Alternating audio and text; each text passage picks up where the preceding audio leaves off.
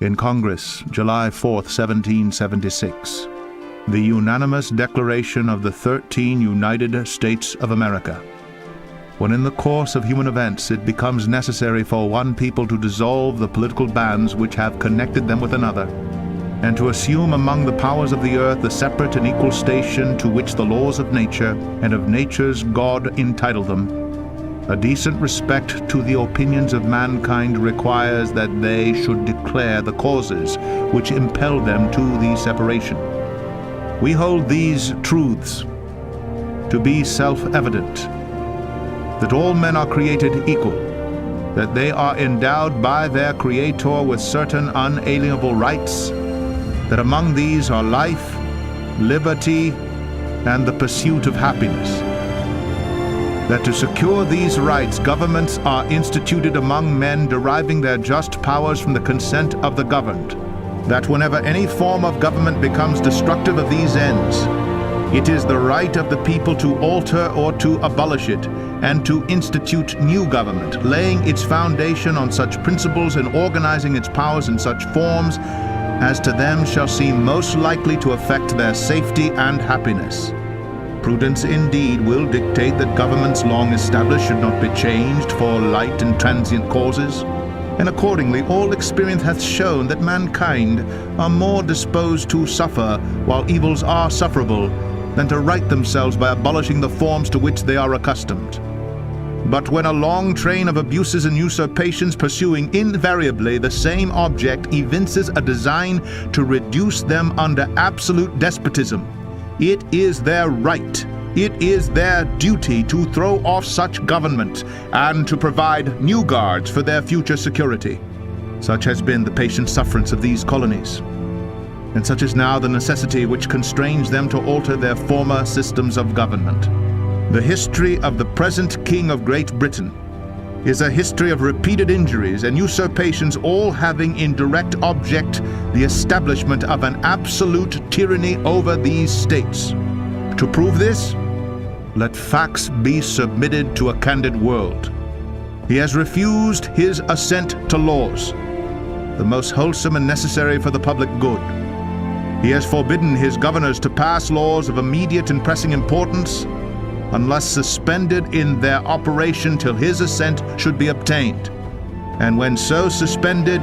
he has utterly neglected to attend to them. He has refused to pass other laws for the accommodation of large districts of people, unless those people would relinquish the right of representation in the legislature, a right inestimable to them and formidable to tyrants only.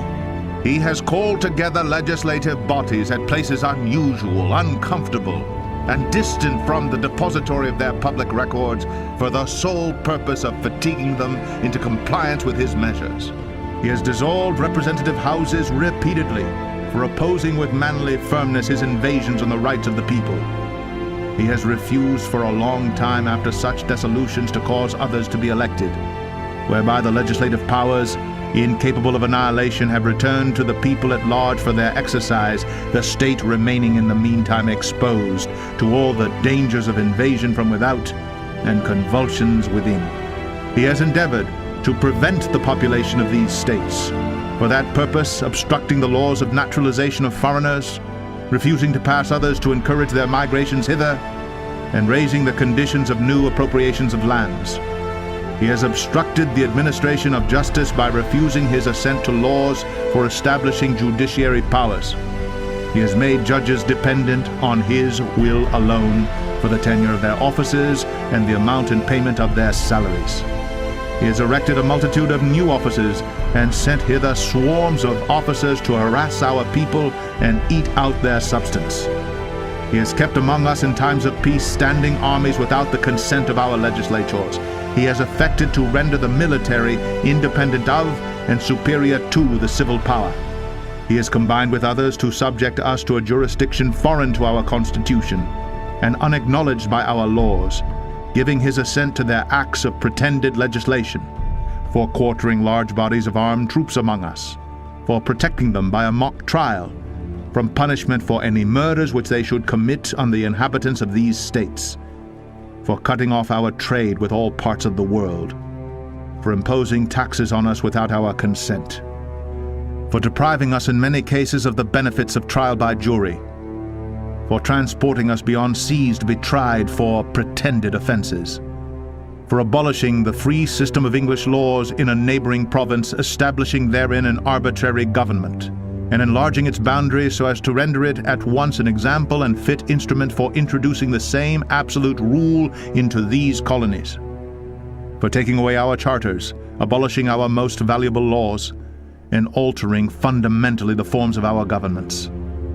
for suspending our own legislators and declaring themselves invested with power to legislate for us in all cases whatsoever. He has abdicated government here by declaring us out of his protection and waging war against us. He has plundered our seas, ravaged our coasts, burnt our towns, and destroyed the lives of our people. He is at this time transporting large armies of foreign mercenaries to complete the works of death, desolation, and tyranny, already begun with circumstances of cruelty and perfidy scarcely paralleled in the most barbarous ages, and totally unworthy the head of a civilized nation.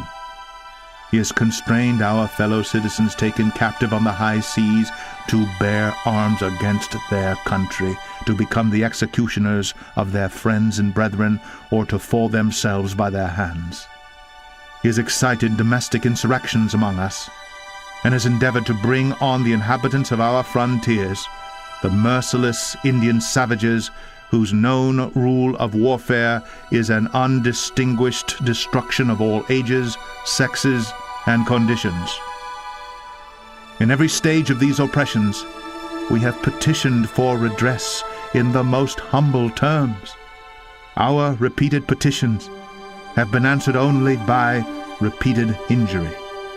A prince, whose character is thus marked by every act which may define a tyrant, is unfit to be the ruler of a free people. Nor have we been wanting in attention to our British brethren. We have warned them from time to time of attempts by their legislature to extend an unwarrantable jurisdiction over us. We have reminded them of the circumstances of our emigration and settlement here. We have appealed to their native justice and magnanimity,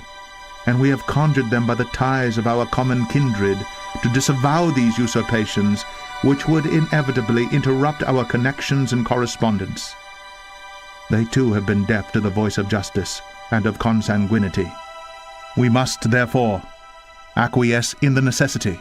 which denounces our separation and hold them, as we hold the rest of mankind, enemies in war, in peace friends. We, therefore, the representatives of the United States of America, in General Congress, assembled, appealing to the Supreme Judge of the world for the rectitude of our intentions, do, in the name and by the authority of the good people of these colonies, solemnly publish and declare that these united colonies are and of right ought to be free and independent states, that they are absolved from all allegiance to the British Crown, and that all political connection between them and the state of Great Britain is and ought to be totally dissolved, and that as free and independent states they have full power to levy war, conclude peace, contract alliances, establish commerce, and to do all other acts and things which independent states may of right do. And for the support of this declaration, with a firm reliance on the protection of divine providence, we mutually pledge to each other our lives, our fortunes, and our sacred honor.